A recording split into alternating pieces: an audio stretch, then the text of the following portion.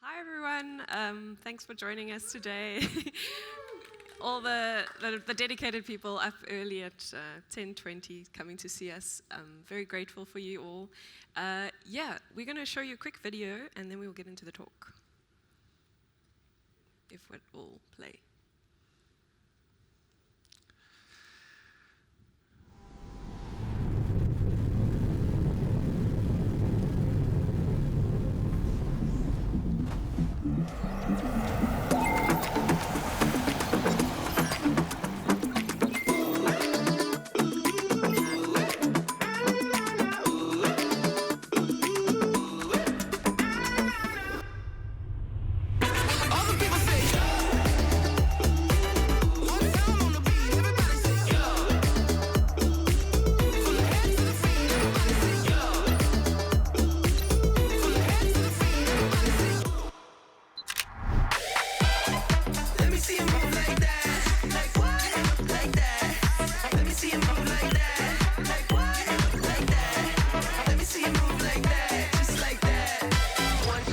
Step to the beat, only time I get down is when I move with the feet.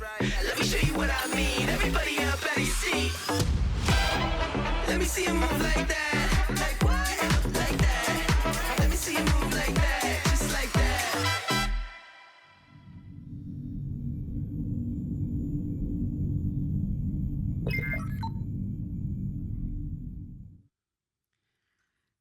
Cool. So hi everyone, welcome to our talk. Today we're going to be speaking all about building Androidify and covering all the different aspects about how we went about creating an AI-powered Android experience. My name is Rebecca Franks and I'm joined by my colleague, Rob. That was enough. Rob. So, the Android mascot went all the way from the GarageBand to the Orgiu superhero that defended the Earth from an asteroid.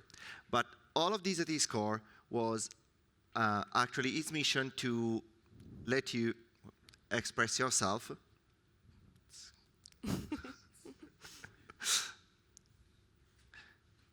in the best way. This year, we released Androidify at I/O with an all-new set of functionalities, all based on AI. So we're going to do a demo of it live because we love live demos. So bear with us. I mean, hopefully everyone has tried this out at the booth itself. But we're going to try make Rob into an Android and see how that goes. Because why not? Did we made any offering to the demo gods? No, I didn't. Yeah, I'm that's sorry. not going to work then. Fine. And of course I haven't, now I'm navigating this. Okay, so for those that haven't tried it, you can download it from the Play Store and get access to it on the Play Store itself, or please do try out the booth outside because that has swag, and everyone loves swag.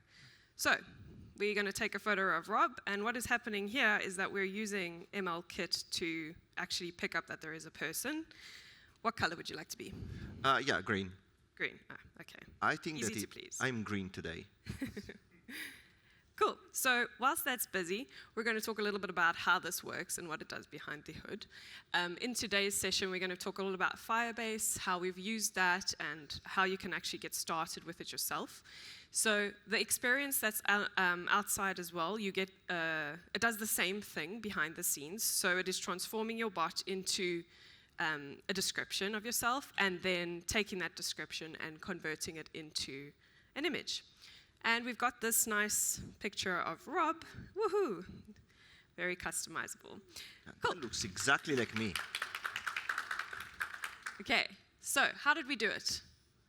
Let's get back to, give me a second. I'm not smooth at this. No? All of these interactions were scripted. We're very good at No. improvising. No. Did I? No. Give me a minute.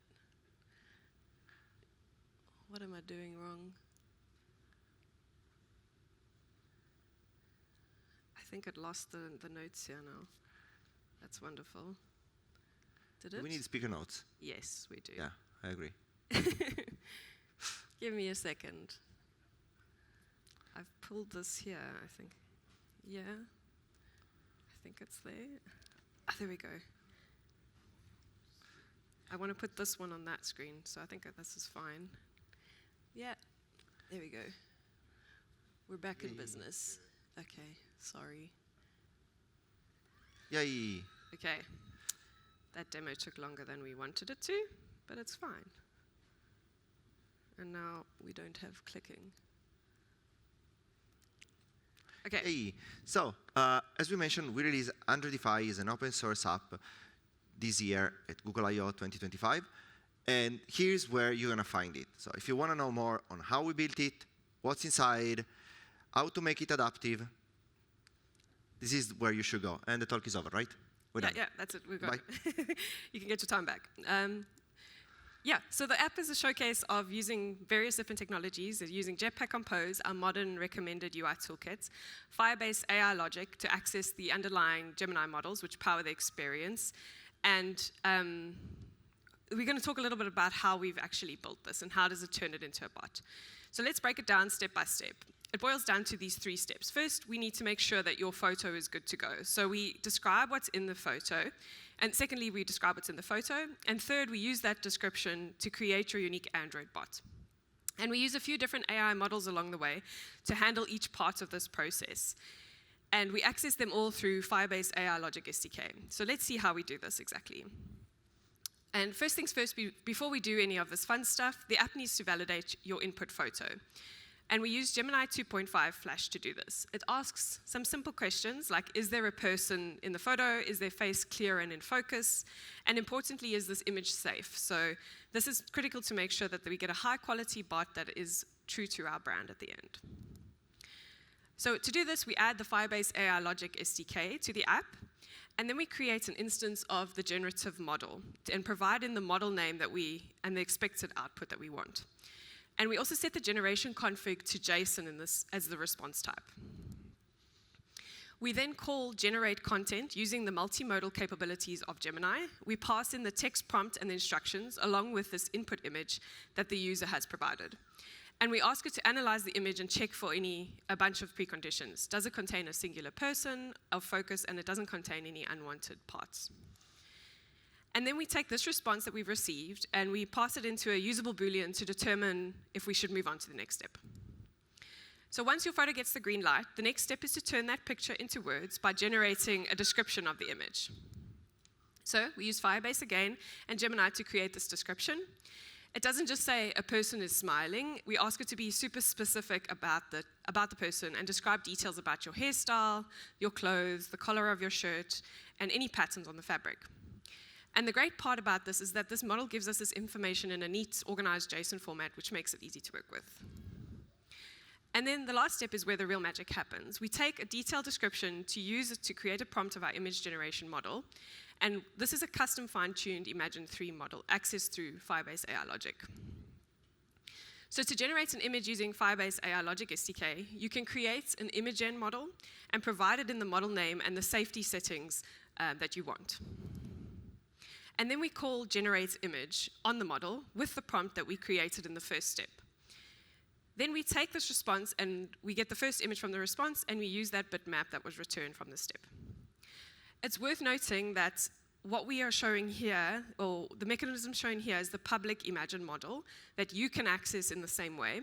But the version of the app that is on the Play Store is using a custom fine-tuned Imagen model that was specifically trained for this Android bot and the different variations that the bot can take on. And we wanted to ensure a consistent look and feel of the bot and that it is maintained throughout all the output images.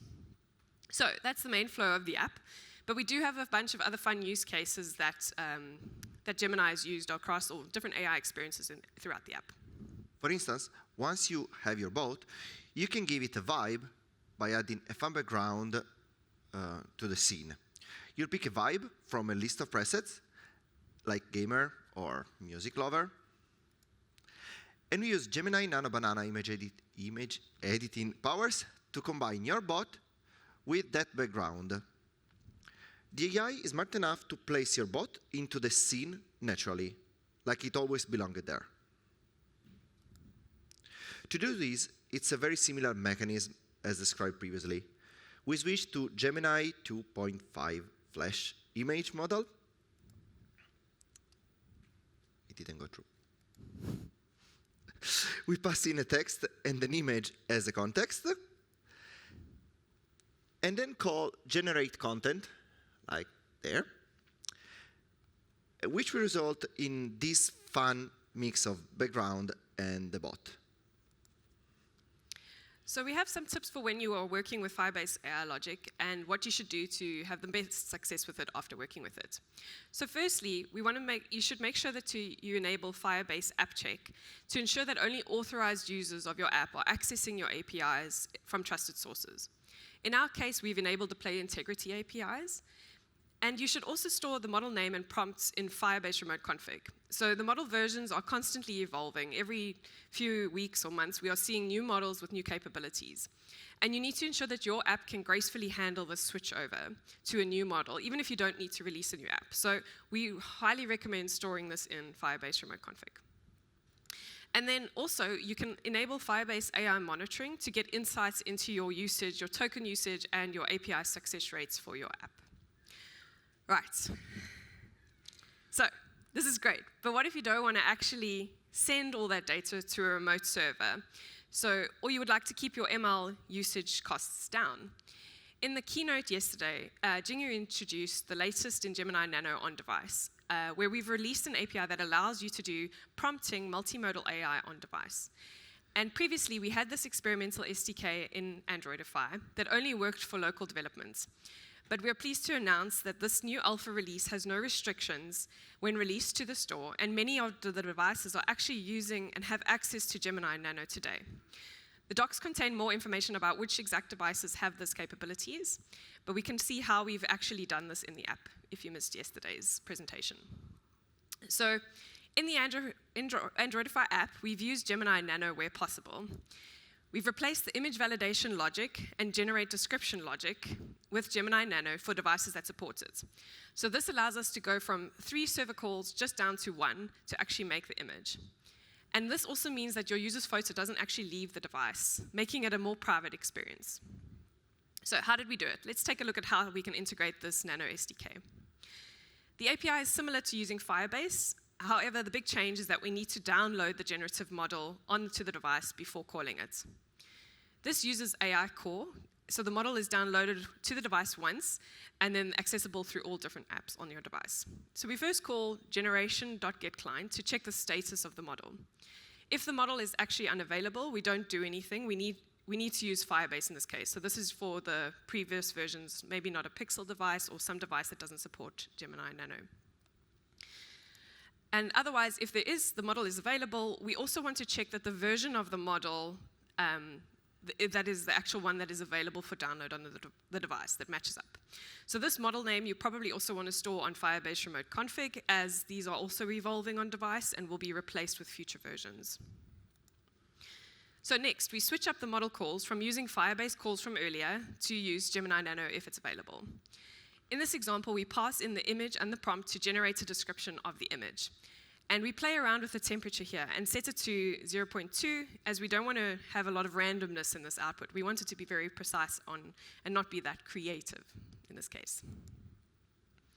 We then extract out the response from the result, and we use this value returned from the on-device model. And we applied this change in a few different places across the app, leveraging on-device where possible, which gets us down from performing 3 calls to Gemini with just 1, with very similar results from the same mechanisms. And of course, we added the sticker mode option when you try to export your bot. The feature uses a different SDK called the ML Kit Subject Segmentation SDK, which will basically contour your bot and remove the background. So to use the SDK, you should first ensure that the device has the model download, of course. This is managed through Google Play services, and once that is available, you can use the model offline. So we first create a module install request and call install modules, like we see there, with the segmentation API. Once we are sure that the model is installed, we can then call the segmentation process function and pass in the bitmap image with the segmenter. This will return a foreground bitmap that can be used as the sticker itself, so without the background. So, we heard about all the AI features inside Androidify. But at the start, you might remember that we mentioned that there are some other things that made Androidify Androidify. So, there are more parts to this story. Shall we explore them? Please, I'm tired. Okay, so we've talked about these AI smarts behind the app, but making a truly awesome app doesn't just mean about cool features. It's also super important to get your user experience right. And we wanted to really pack Androidify with these little gems of delight throughout the app that make it feel smooth, polished, and just a generally fun app to use. And these are the kind of thoughtful details that often grab users' attention and make them really love an app over time. So let's dive into some of the neat UI tricks we used in the app. First things first, we totally embraced the latest in Material 3 expressive updates. And this isn't just your typical material design. It's a fresher, more vibrant edition that gives you more creative freedom. It opens up some new design features like expressive shapes, more dynamic motion, and more components like an expressive button groups. And throughout the app, we've used the new motion schemes, giving the animations a consistent, playful vibe. My personal favorite is the seamless transition from when you tap the Take a Photo button and it fluidly grows and transforms into the full screen camera button, or camera view. And that's the shared element transition, one of my faves, with shape morphing. So we aim to create a continuous feeling between the screens rather than just a jarring cut between the two. And the goal was to create a beautiful transition from that delightful cookie shape into this expansive rectangle on the camera. So how did we achieve this? It's a three-step process. Firstly, we established the core of any shared element transition in Jetpack Compose by utilizing a modifier called shared bounds. We applied this modifier both to the initial element and to the final element, our charming cookie button, and the destination, our full screen camera.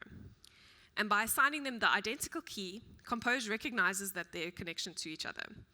And this ensures the functionality spans the entire composable. We encapsulate our app's theme with a shared transition layout, and setting this up for the seamless transition between the two. However, just using shared bounds didn't quite achieve the desired effect that we wanted.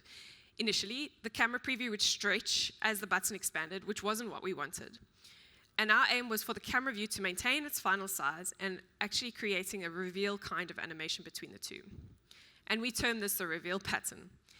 And this was accomplished by using two modifiers, skip to look ahead size and skip to look ahead position, which instruct the composable to remain in its fixed size and destination throughout the animation, avoiding any unwanted animation and just pulling that expanded animation through. So now for the final bit, the actual shape morphing. This is where Material 3 Expressive differentiates itself. Its new material shapes, such as the cookie 9-sided shape, comes with built-in morphing capabilities. This means we can define a starting shape, the cookie, and an ending shape, the rectangle, and the underlying graphics library will seamlessly animate between the two. To achieve this, we put in the initial and final shapes and our shared elements and concurrently gave it a progress value that smoothly interpolates between 0 and 1 as you're performing your gestures and as the screen transition unfolds. And finally, we've added a specialized clipper to this animation to specify as a clip-in overlay during transition. And this crops the content to conform the morphing shape at every single point of that animation, every frame of that animation. And this is a result of a delightfully expressive transition between the two screens. And a bonus, because of how this is built with the latest libraries like Navigation 3, it is fully compatible with predictive back gestures. So when you start swiping back, you can see the animation reverse in real time as you drag your finger across the screen. It's just another one of those small details that makes an app feel polished over time. But we didn't stop there. We added many more little gems all around the app. For instance, oh gosh, don't remember the name of the component. Carousel. Carousel, thank you. Sorry. As you can see, this is totally not scripted. Okay, so the carousel indicator is not just simply changing color, but it fluidly animates while you swipe. And of course, there is a circular reveal when you tap the Let's Go button that then will unveil the prompt or Take Photo UI. And also, when we export the droid, we added some fancy animation that will guide you through the resize of your bot. You see the background that is shrinking, morphing, resizing, and everything all animated. And of course, there is the loading indicator when you add a vibe. You can see the shader, shader guy is here. The shade on top of it for the loading indicator. So why did we spend so much time on these? Because as Rebecca mentioned just 5 minutes ago, they truly matter. They make your users feel like they're using an app which is polished and really enjoyable to use. So we've covered the awesome AI and the slick animations, but there's another crucial piece to this puzzle, making sure the app looks and feels great on any different screen. So we didn't just build Androidify for your phone, but we built it to be adaptive. And that's a really big deal in today's world. Yeah, because when you think about it, well, the days in which you could build for a single form factor device, like candy bar phones, are long gone. Your users will be using a huge variety of other devices, from foldables to tablets to XR, and you want to meet them where they are, on the devices that they love to use. Yeah, that was this slide, right? Yeah. Yeah, perfect. So, how did we make it adaptive? First, yeah, take a picture. It's going to be fun. So, first, we acted at layout level with something that we called slot layout. Basically, this is the skeleton of our layouts, and it is what actually changes based on how much space you have to draw your UI. The layout itself only takes all these composables, which are the slots, that can be used, well, we see later how can be used, but when we go inside the layout, we have all the functions and the APIs that tell us how we want to arrange these slots.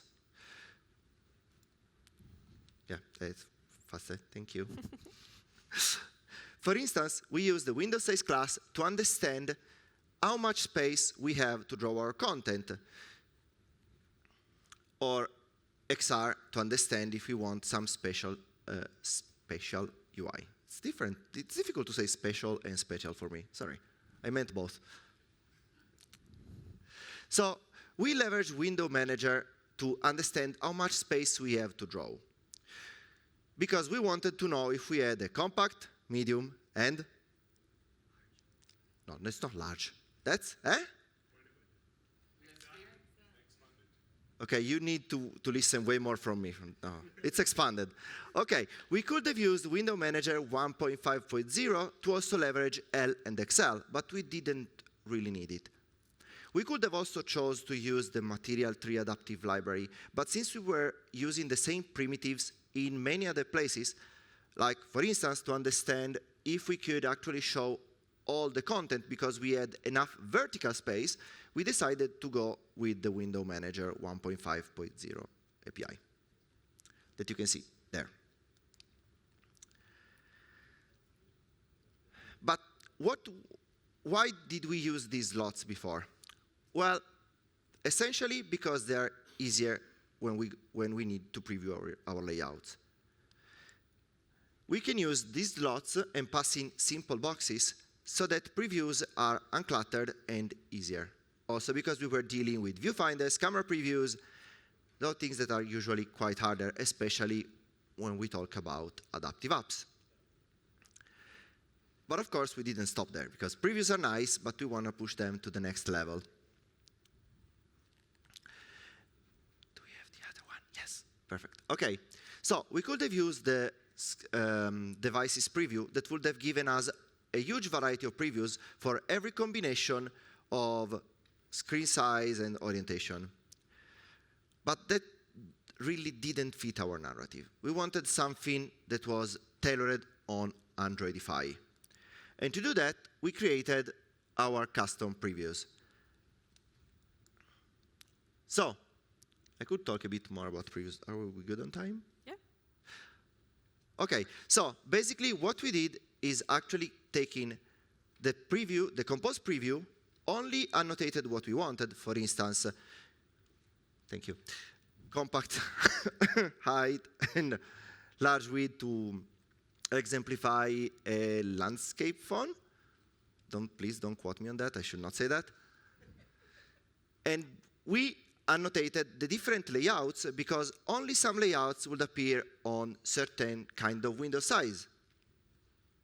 And with that, we had a list of previews that would actually fit our journey much better. More on these on the repository. So, to recap, the steps that you want to take when you make your app adaptive.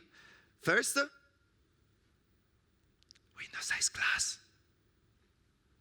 Yeah, window size class. I heard you all saying that. Great, I'm happy that that resonates. So, another tip is extract your content into slot-based layout because it's going to make your life so much easier. And third, leverage previews because they are really, really helpful.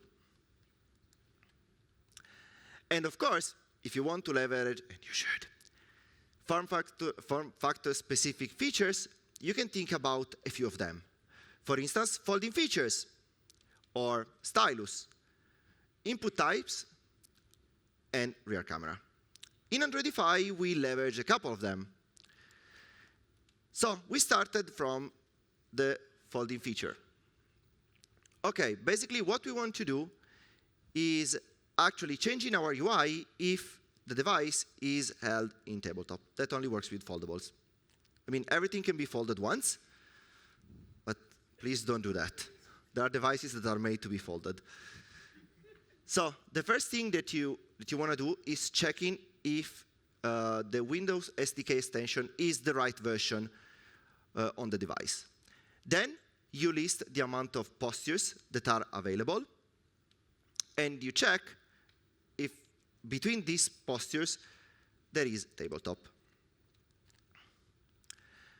Then you need to check if the device is actually, at the moment, in tabletop mode. What does it mean? It means that the folding feature is at a half angle, so not this, like this, 90 degrees. And then if the hinge is actually horizontal, because if it's held like that, that's not going to be tabletop, so it needs to be held exactly like this. At this point, well, that's the new the camera, sorry. At this point, you can align your layout based on the folding feature. But we also wanted to add the rear camera API. The rear camera API is an interesting feature that lets you use the good camera, which is the rear camera, on your foldable devices when it's unfolded.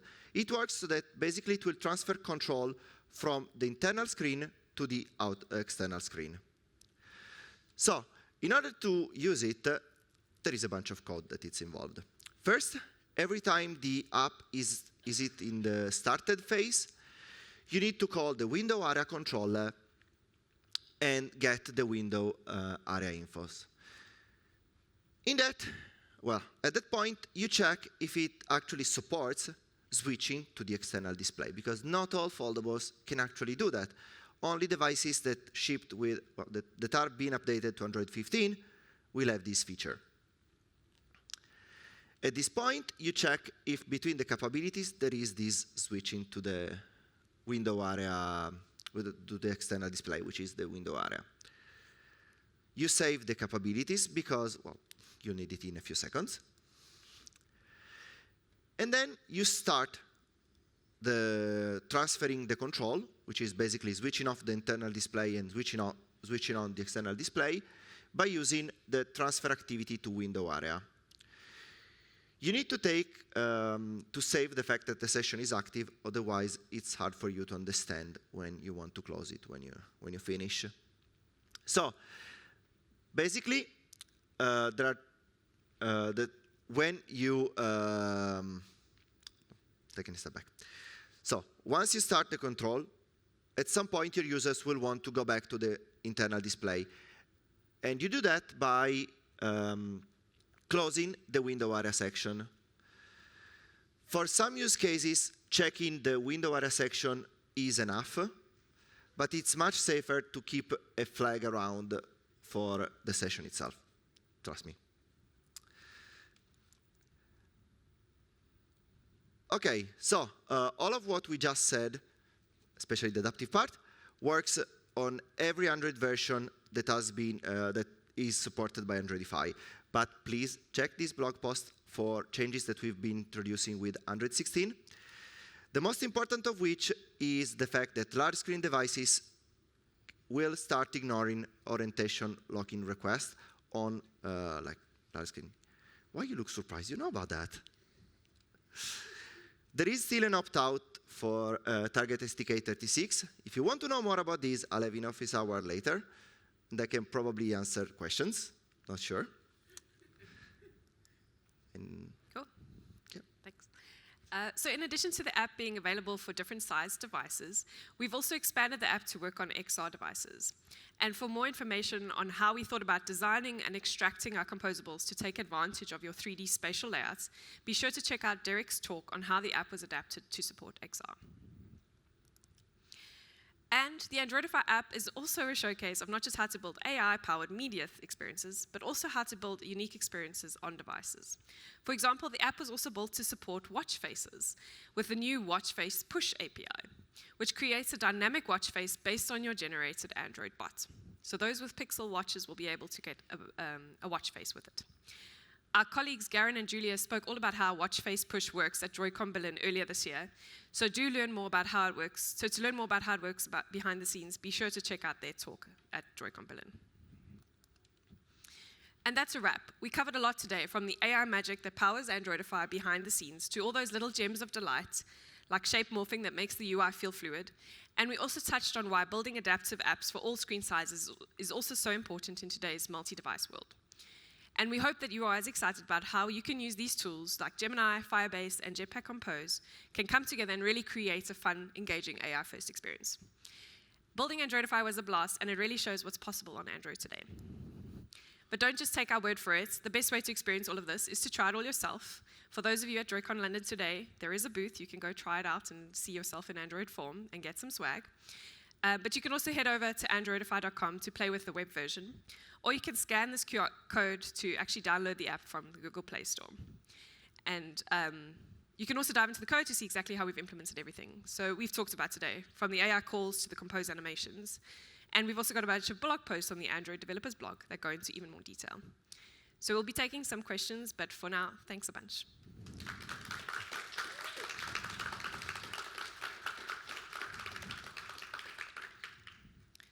Any questions? Yes. At the back, I think. Someone at the back, if you can help. Thanks. Question. Yeah. In the context of image generation, when you say fine-tuned, is it just the same as giving the model a pre-prompt, or is there an additional process to that? So for this one, we did some additional process behind the scenes. It was actually quite a lot of, we had, I think, over 1,000 different combinations of bots that we had a design team create, like different variations of what a beard would look like on an Android bot, or just different variations of clothes and stuff like that. So we had a whole separate process that fine-tuned an Imagine model, not within the realms of actually running it on the Android app. So it is a different one. It's a whole different model that we are linking to for this specific one. Cool. Anything else? No? Cool. Happy Androidifying then. Thank you.